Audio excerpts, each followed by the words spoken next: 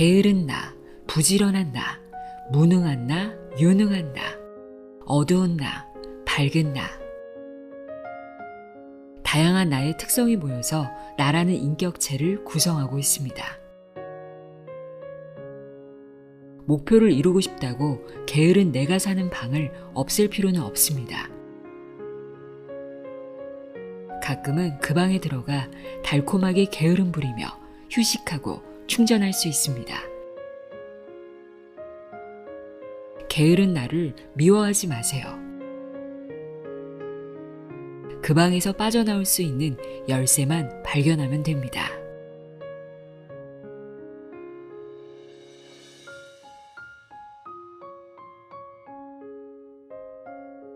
안녕하세요. 나의 소리책갈피 소리내어 있다입니다. 새해가 되면 뭔가 되게 새로운 것을 시도하기보다 지난해 혹은 몇 년 전부터 계획만 하고 실천하지 못했던 것들, 하다가 포기했던 것들을 다시 계획하는 경우가 많습니다. 매번 이루지 못했던 것들이 마음의 숙제처럼 남아있기 때문이겠죠.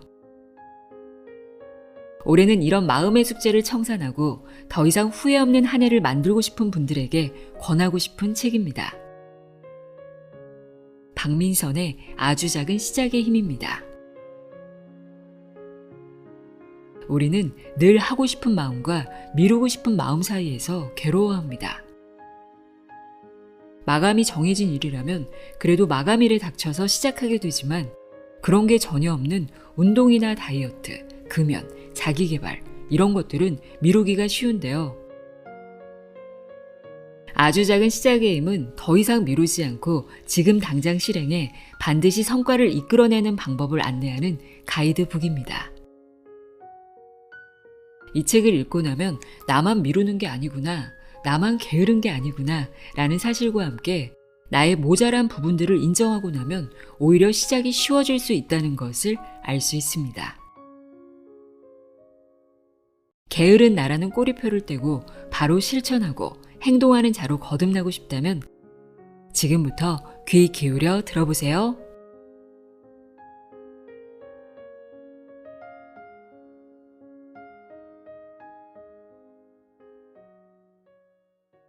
시도가 두렵지 않았던 때를 기억하나요? 언제부터 완벽하지 못한 나 자신을 마주보는 게 두려워 시작을 미루게 되었나요? 저는 어릴 때는 그렇지 않았는데 학교를 졸업하고 직장 생활을 하면서 바뀌었습니다. 회사에서 제 잘못이 미치는 파장을 알고 나니 실수하지 않는 것에 무게를 두며 수비적으로 일하게 되더라고요. 틀릴까봐 강박적으로 확인하고 회의 때 아이디어를 내도 기발하고 새로운 것보다 검증되고 안전한 쪽을 선호하게 되었습니다. 연차가 쌓인 후에도 제가 공들인 프로젝트에 대해 상사로부터 부정적인 피드백을 받는 날에는 무척이나 괴로워하며 퇴근 후에도 자괴감에 시달렸습니다. 완벽주의자가 되는 경로는 다양하겠지만 이들은 공통적으로 불안도가 높아서 통제 가능하고 잘할 수 있는 것만 하려는 특성이 있습니다. 불안도가 지나치게 높으면 본질적인 큰 그림보다 절차나 형식 같은 상대적으로 덜 중요한 것에 집착하느라 노력에 비해 성과가 낮아질 수 있습니다. 계획대로 안 되면 크게 스트레스를 받으며 대안까지 여러 개 대비해 놓아야 어느 정도 안심합니다. 물론 완벽주의에 단점만 있는 것은 아닙니다. 일을 꼼꼼하게 한다고 칭찬받은 적도 많을 것입니다. 이처럼 완벽주의는 긍정적인 측면과 부정적인 측면을 모두 가지고 있습니다.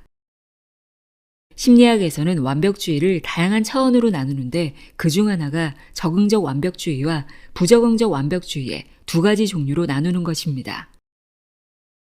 보통 게으른 완벽주의라는 것은 실제 심리학에서는 부적응적 완벽주의의 용어와 매우 가깝습니다. 부적응적 완벽주의의 경우 자신이나 상황과 맞지 않는 이상화된 목표에 자신을 맞추며 일을 잘하려고 노력하기보다 실수가 없도록 일하기 위해 방어적으로 행동합니다. 부적응적 완벽주의는 자존감과 우울 정도와 깊은 상관관계가 있습니다. 부적응적 완벽주의 수준이 높으면 자존감이 낮으면서 우울감이 높게 됩니다.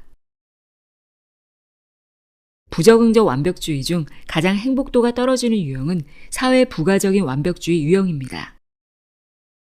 이 유형은 부모나 학교, 사회 등 외부의 기준을 자기 자신에게 부과하고 기준에 미치지 못해 부정적 평가를 받는 것에 지나치게 두려움을 느낍니다. 실제로 사회 불안의 수준이 높은 사람들과 낮은 사람들을 구분하여 완벽주의 특성을 확인한 결과 사회 불안이 높은 집단에서 사회 부가적인 완벽주의 성향이 더 높게 나타났다고 합니다.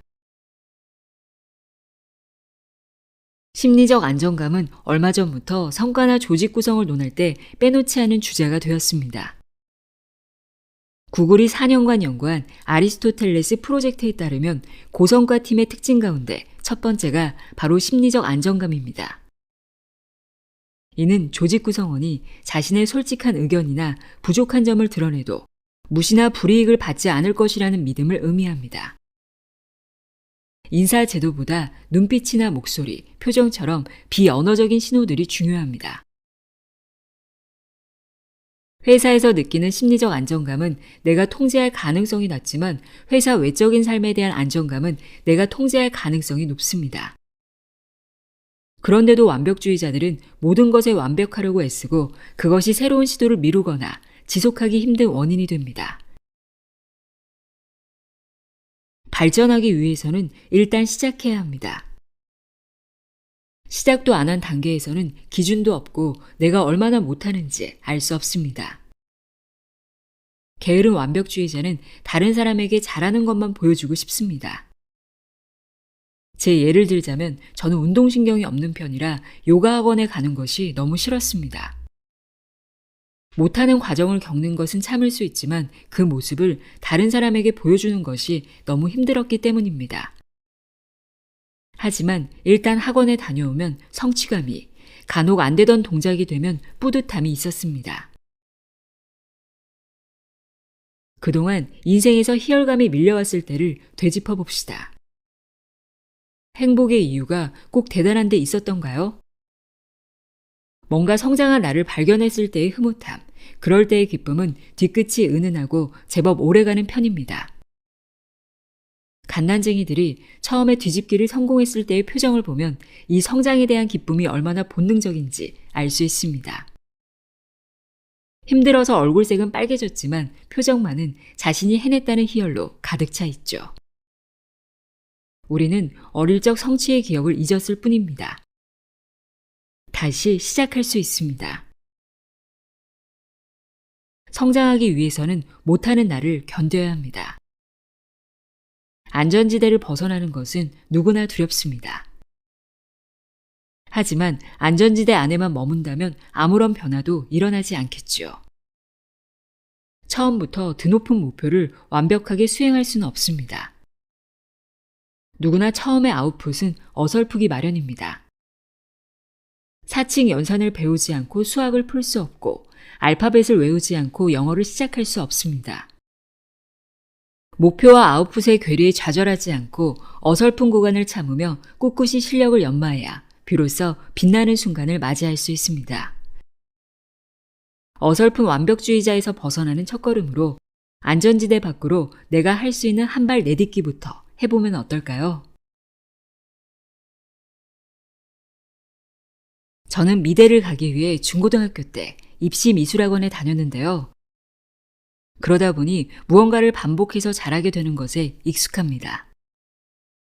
무엇이든 시간과 노력을 일정 기간 익숙해질 때까지 투여해야 잘하게 된다는 것을 경험으로 익히게 됐죠. 제가 미술학원에 다닐 때는 아그리빠, 줄리앙, 비너스 같은 석고상을 하나씩 그려나가며 잘하게 되면 다음 단계로 넘어갔습니다. 처음에 그리는 석고상이 아그리빠인데 다 합쳐서 100장은 넘게 그렸던 기억이 납니다. 그림을 그리다 보면 잘 그려지는 날과 잘 그려지지 않는 날이 분명히 있긴 하지만 안 되는 날이 계속되는 시기가 있습니다. 내 그림이 너무 못나 보이고 그 결과 절망하며 내게 슬럼프가 왔구나 라고 인지하게 되죠. 이 슬럼프라고 말하는 시기는 정확히 말하면 나의 안목의 기준보다 나의 실력이 미치지 못하는 시기입니다. 이렇게 되는 이유는 안목과 실력이 상승하는 속도가 다르기 때문입니다. 안목과 실력이 만나지 않는 그 사이의 구간이 슬럼프입니다. 슬럼프 시기에는 안목은 높아 이전에는 보이지 않던 나의 단점들이 눈에 보이지만 실력은 그것에 비례하지 않아 엄청나게 괴롭습니다. 이 시기를 탈출하기 위해서는 그저 열심히 하는 것으로는 소용이 없습니다. 내 그림이 왜 이런지를 연구하고 잘하는 사람들의 그림들을 따라해보기도 하며 그 다음 단계로 나아가야 합니다. 다른 사람들의 조언도 듣고 그 전에 해보지 않았던 방법들을 하나씩 시도해보는 것입니다. 그러다가 우연히 잘 맞는 것이 얻어 걸릴 수 있습니다. 세계적으로 유명한 베이시스트 앤서니 웰링턴은 목표와 아웃풋이 일치하는 데 시간이 필요하다는 의미를 다음의 숙련의 4단계로 설명했습니다. 처음에는 무언가를 시작할 때 첫 번째, 무의식적 무능 상태로 시작합니다. 안목도 낮고 실력도 낮아서 자신이 얼마나 못하는지 알지 못합니다. 그래서 괴롭지 않죠. 조금만 연습하다 보면 두 번째 단계인 의식적 무능 단계를 마주합니다. 잘하기 위해 배울 게 많다는 것을 알게 되고 학습량에 압도됩니다. 가장 지난하고 실제로도 기간이 긴 단계로 중도에 포기하기 쉽죠. 아마추어의 대부분이 이 수준에 머뭅니다. 자신이 무엇을 못하는지 알고 그 실력을 늘리고자 노력하는 시기입니다. 괴로운 만큼 중간에 발전할 경우 뛸 듯이 기쁩니다. 의식적 무능 단계를 전문가의 피드백을 받으며 꾸준히 노력했다면 세 번째 단계인 의식적 유능 단계로 접어듭니다. 자격증 같은 공식 인증을 받거나 급여를 받고 무엇인가를 한다면 이 수준이 됩니다. 좋은 결과를 내기 위해 많은 노력을 쏟아부어야 하고 괴로운 순간도 있지만 다른 사람에게 보여주고 잘한다라고 인정받을 만한 아웃풋을 낼 수 있지요. 이 단계에서 계속 지속한다면 어떻게 될까요? 무의식적 유능 상태가 됩니다. TV에 나오는 달인들이 이 상태겠지요. 무의식적인 단계까지 올라갔기 때문에 자연스러워서 옆에서 봐서는 굉장히 쉬워 보입니다. 하지만 막상 따라하려고 하면 어렵지요. 무엇인가를 배우는 과정에서 괴롭지 않은 단계는 첫 번째와 네 번째, 즉 아무것도 모르거나 의식하지 않아도 잘 되는 단계밖에 없습니다. 노력하고 발전하는 두 번째와 세 번째 단계는 힘든 게 당연합니다. 운전을 배울 때 처음에는 집중해도 잘 못하다가 어느 정도 연습한 후엔 집중해서 운전을 하면 잘할 수 있게 되죠. 그러다가 나중에 운전에 익숙해지면 음악을 듣고 옆 사람과 수다를 떨면서 여유롭게 운전을 할 수 있습니다. 초보자들이 어려워한다는 차선 변경도 쉽게 가능하죠. 어떤 일이든 하는 도중에 슬럼프가 올 수 있습니다. 슬럼프가 왔다면 그만큼 내 안목이 높아졌다는 신호입니다. 지금의 슬럼프는 영원하지 않을 거란 사실도 기억하세요.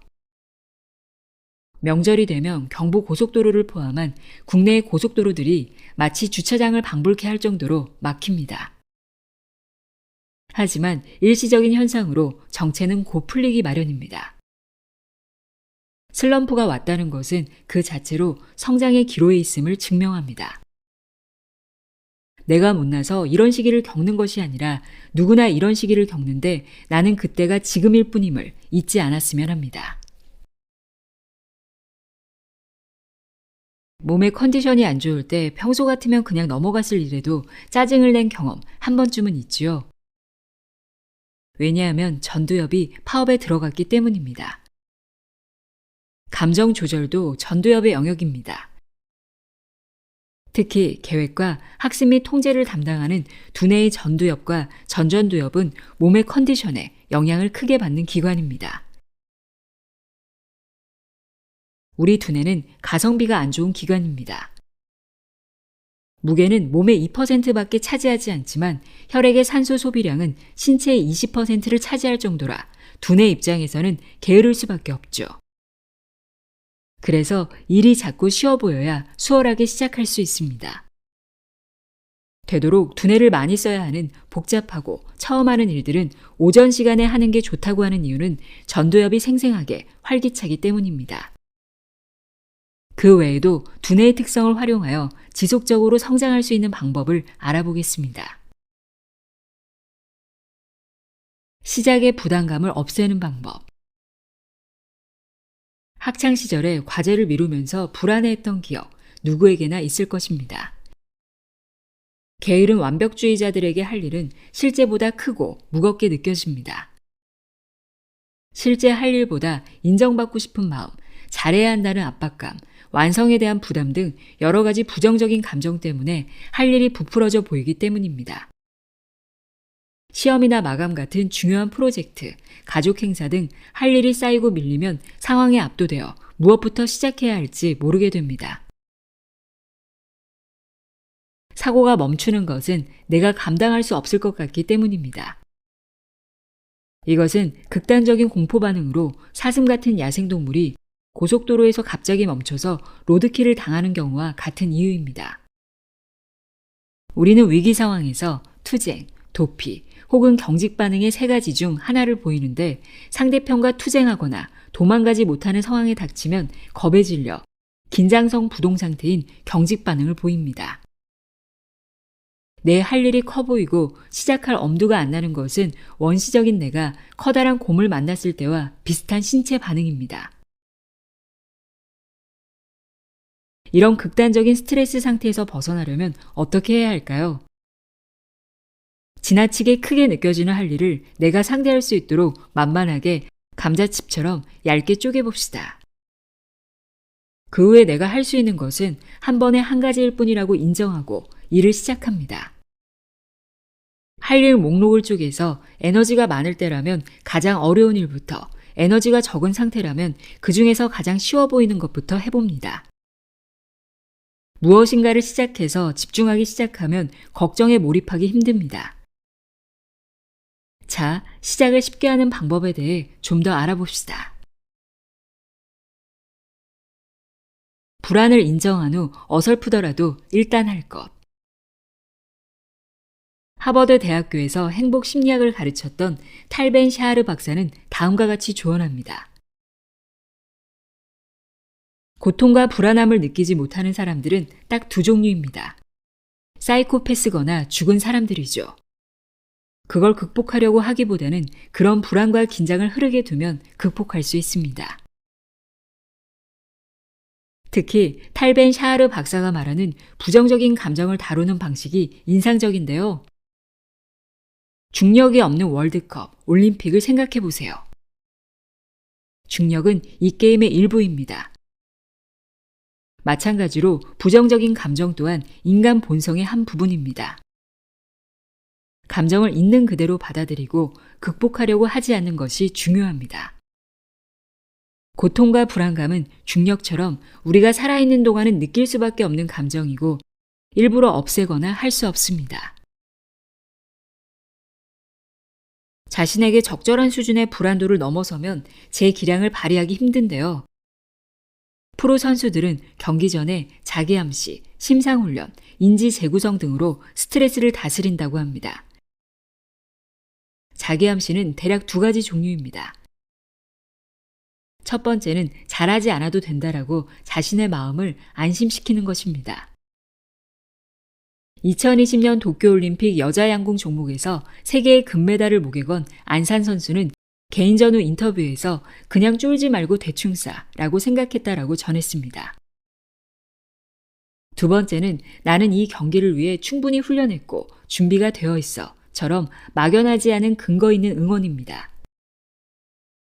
스스로에 대한 자책이나 비난은 좋지 않은 결과로 이어질 뿐입니다.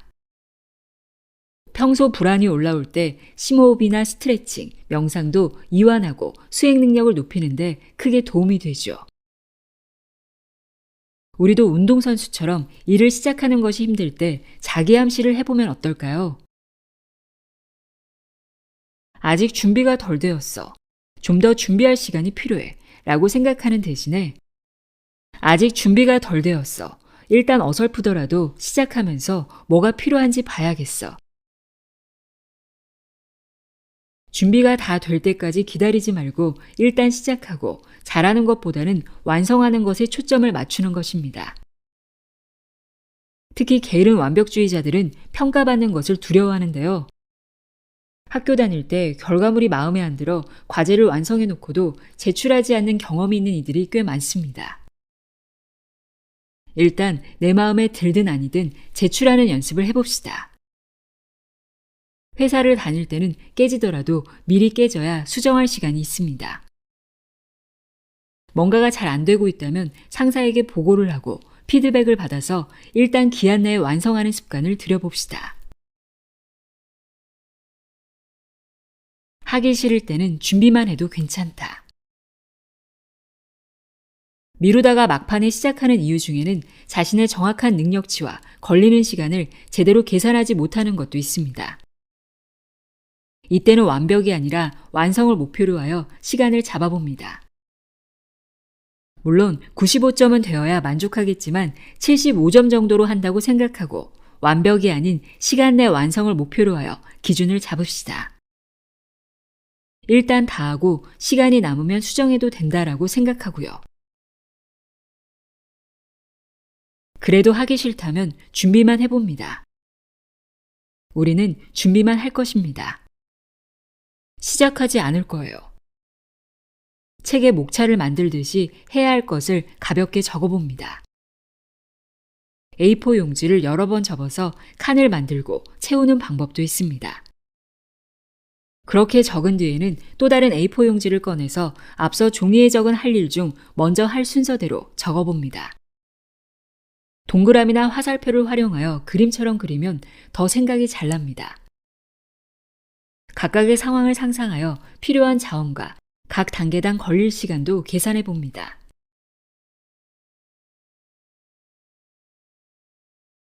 우리가 몸이 뛰는 원리를 배운다고 해서 수영을 할 수 있게 되는 것은 아닙니다. 수영할 때 실제 어떻게 팔을 내젓고 다리를 움직이는지 수업을 통해 배우는 것처럼 실제로 목표를 현실화하기 위해 직접 해야 할 실제 행동이 무엇인지 살펴보겠습니다. 목표 달성이 힘들었던 3가지 이유. 원인 1. 목표 설정이 잘못된 경우. 목표는 내가 주체적으로 세운 것이어야 합니다. 내게 중요하고 절박한 목표가 아니라면 진심으로 와닿지 않아 동기부여가 어렵겠죠. 목표를 잡을 때는 기간도 함께 설정해야 하는데요. 내 삶에 유의미한 변화를 줄 수 있는 장기적인 목표를 세우고 성공적으로 실천해 본 적이 드물기 때문에 목표에 맞는 기간을 합리적으로 설정하기가 어렵습니다. 원인이 할 일을 구체적으로 세우지 않았거나 시간 관리가 힘든 경우. 적당한 난이도로 구체적으로 계획해야 꾸준히 실행할 수 있습니다. 구체적인 계획이라고 해도 욕심이 과해 현실적으로 지키기 어려운 계획을 세운다면 그 부담감 때문에 오래 지속하기 힘들 수 있어요. 또 반대로 너무 쉽게 달성하면 목표 자체의 허들이 너무 낮은 것 아닐지 고민하게 되죠. 그러니 실천해가며 최대한 내게 맞는 단계로 조정해야 합니다. 또한 현재 시간 여유나 평소 집중하는 패턴에 맞도록 시간 배분을 해서 실천해야 합니다. 원인 3. 진행 상황을 체크하고 꾸준히 스스로 동기부여할 방법이 없는 경우. 장기 목표는 변화가 금방 보이지 않아서 포기하기 더 쉽습니다. 눈앞의 유혹은 가까이 있고 장기 목표로 얻게 될 변화는 멀리 있기 때문이죠. 다이어트를 자주 포기하는 이유와도 비슷합니다. 여러 가지 방법을 통해 꾸준히 스스로에게 동기부여를 해주어야 합니다. 그래서 이번 주제는 앞서 말한 3가지 원인을 해결해줄 다짐을 현실화하는 방법 3단계입니다. 나의 성장을 도와줄 제대로 된 목표를 세우는 법, 내가 쓸 수 있는 시간을 파악하고 그에 적합한 세부 계획을 촘촘하게 세우는 법, 그리고 스스로 동기부여할 수 있게 도와줄 기록법까지 설명하겠습니다. 천재들의 두뇌 사용법에서 얻은 목표 달성 힌트. 두뇌 사용 설명서라는 책에는 천재들의 인식 패턴이 요약되어 있는데 목표 달성에 힌트가 될 만한 요소가 많아 일부를 소개하겠습니다. 천재들은 전반적으로 다면적, 입체적, 공감각적으로 현상을 파악하기 때문에 누구도 알아차리지 못했던 새로운 시점을 발견합니다. 실제 레오나르도 다빈치는 특정한 대상이나 현상에 대해 적어도 3가지 시점을 갖는 것을 지식과 같은 등급으로 파악했습니다. 또 아인슈타인의 상대성 이론은 본질적으로 서로 다른 시점 사이의 상호작용을 종합한 것입니다. 그리고 천재들은 상세함을 추구하면서도 전체를 해석할 줄 압니다. 즉 숲과 나무를 함께 볼 수 있도록 줌인과 줌아웃에 능합니다. 이 책에 따르면 천재는 몽상가, 현실주의자, 비평가의 자세를 함께 갖는데 이것을 응용해서 단기 목표부터 장기 목표까지 흔들림 없이 달성할 수 있는 공식, 목표 달성 3단계를 만들었습니다. 첫 번째, 목표를 설정합니다. 목표를 설정할 때는 내가 이루고 싶은 모습을 미래의 시점에서 생각해야 진짜 목표에 다가갈 수 있습니다. 3년 후, 5년 후, 10년 후에는 어떤 모습의 내가 되고 싶나요? 이때는 현실이나 환경보다는 진짜 나의 욕망인지 여부가 더 중요합니다. 회사에서 사업 목표를 세울 때 임원들이 5년에서 10년 후 미래의 비전을 세우는 것처럼 나의 역할을 팀장으로 정하고 거시적 관점에서 나의 미래 모습을 가능해 봅니다. 내 인생의 가치와 우선순위, 욕망이 뒷받침되어야 제대로 된 목표 설정이 가능합니다. 두 번째, 계획과 실행을 어떻게 할지 정합니다. 현재 나를 둘러싼 환경과 특성을 고려하여 계획을 세웁니다. 하루에 쓸 수 있는 시간을 적어보고 그중 70% 정도를 목표에 쓸 시간으로 할당합니다. 가용 시간이 하루에 3시간이라면 2시간을 미래의 나를 위해 저축한다고 생각하고 장기 목표를 실행하는 데 사용합니다. 세 번째는 기록을 보며 회고하는 단계입니다. 장기 목표를 달성하기 위해서는 계속 할 일을 기록하며 자신을 독려하는 과정이 무척 중요합니다. 기록이 중요한 이유는 나를 객관화하여 볼 수 있기 때문입니다. 실행이 얼마나 되고 있는지 체크하고 컨디션에 따라서 목표 실행 시간을 조정하거나 그 과정에서 목표의 재정립이 필요하다면 목표를 조정합니다. 과거의 나를 보며 목표 달성에 영향을 준 요인들을 파악합니다. 긍정적인 요소는 강화하고 방해 요소는 제거하거나 그럴 수 없다면 방안을 마련합니다. 목표를 자주 보는 것만으로 실현에 가까워진다. 상상은 삶의 핵심이다. 다가올 미래의 시사회다.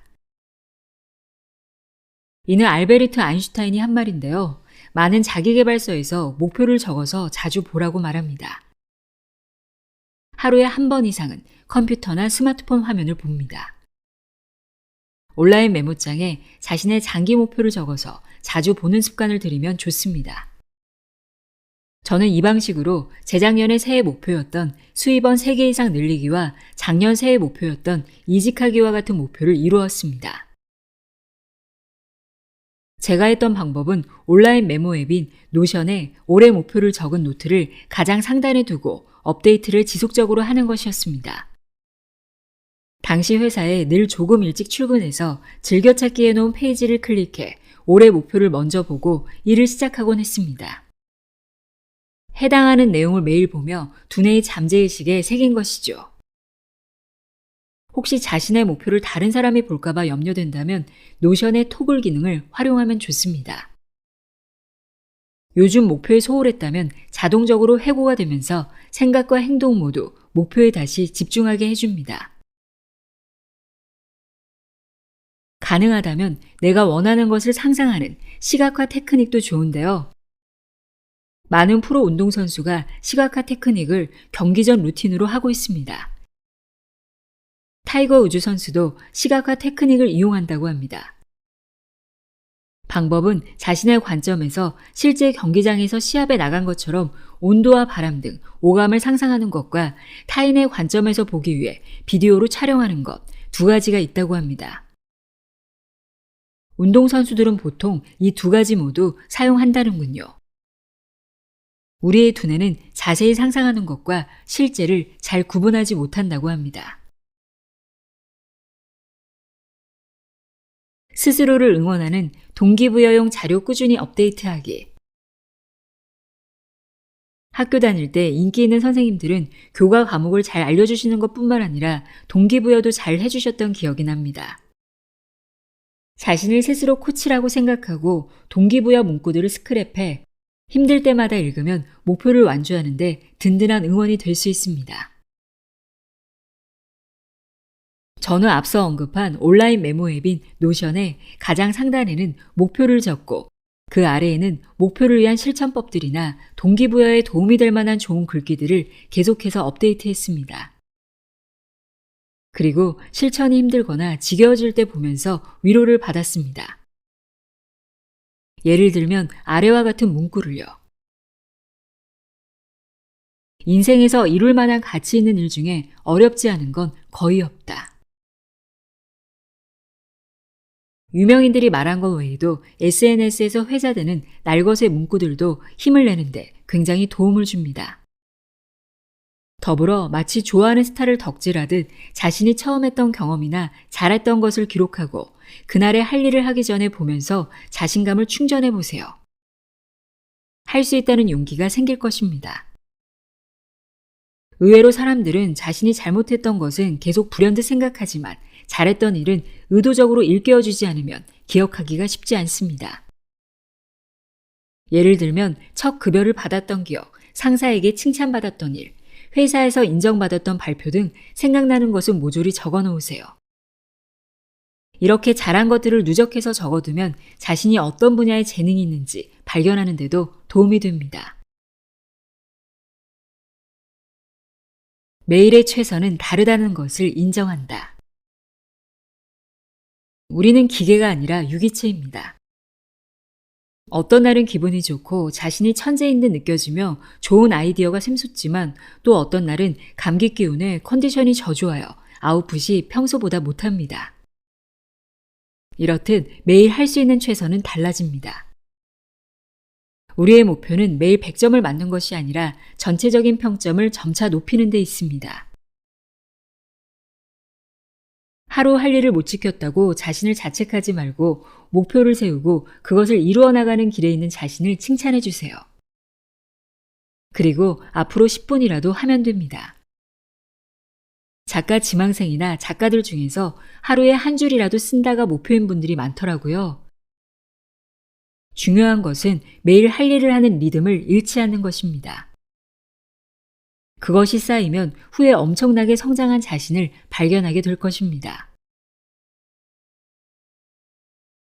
자신이 숨은 진주와 같은 주식이라고 생각하고 자신의 가치를 믿고 묵묵히 시간과 노력을 투자하세요. 가치 있는데 저평가된 주식은 결국 오르게 마련입니다. 주변에서 동료가 갑자기 승진하거나 좋은 직장으로 이직하는 등 성공 소식이 들려오면 자신감이 위축되고 비관하기 쉽습니다. 이때 적어놓은 일기장을 펼쳐보면 큰 위로를 받을 수 있습니다. 파도에 밀물과 썰물이 있듯 내 삶에도 좋은 일과 안 좋은 일이 밀려왔다, 밀려갑니다. 일기를 써두면 내 삶에 변한 점이 있을 때 들여다보고 흐름을 알 수 있습니다. 기록하지 않은 기억은 왜곡되거나 잊어버리기 쉽거든요. 일기에 있는 과거의 나는 힘든 일을 겪었지만 잘 해결해왔고 행운이 따라서 좋은 기회를 잡은 적도 있었습니다. 지난 날들이 리마인드 되며 살아낼 힘을 얻게 됩니다.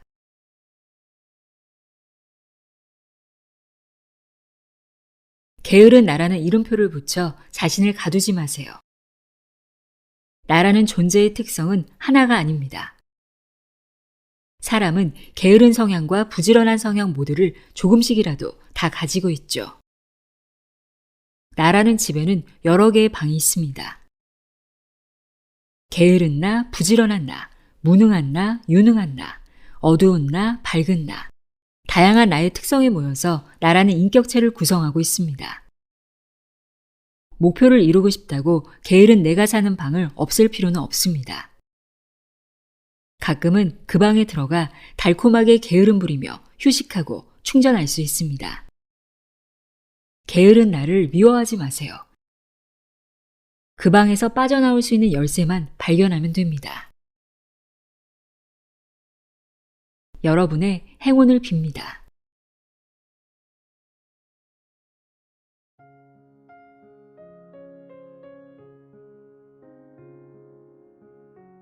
아주 작은 시작의 힘 들어보셨는데요.